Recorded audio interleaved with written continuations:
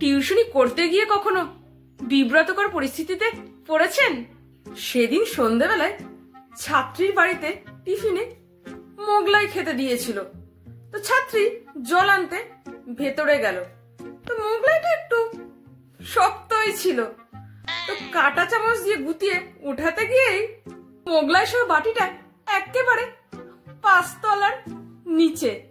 বাটি ভাঙার আওয়াজটা শুধু পারস্য থেকেও শোনা গিয়েছিল, কিন্তু মোগলাইয়ের একটা পিস তখনও চামচে আটকে ছিল। এইদিকে ছাত্রী জলের গ্লাস নিয়ে এলো, নিয়ে এসে দেখে যে বাটি গায়েব। তখন ছাত্রী জিজ্ঞাসা করলো, মিস, বাটিটা কোথায়?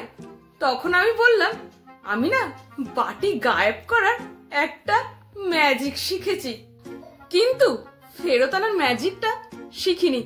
কাল শিখে এসে বাটিটা ফেরত নিয়ে আসবো। আর হ্যাঁ, বাসায় যদি বাটি গায়েব করার কথা বলেছো তাহলে কিন্তু ম্যাজিকটা শেখাবো না। ব্যাস, মামলা সেট আপ। এখন মার্কেটে সেম ডিজাইনের বাটি খুঁজছি।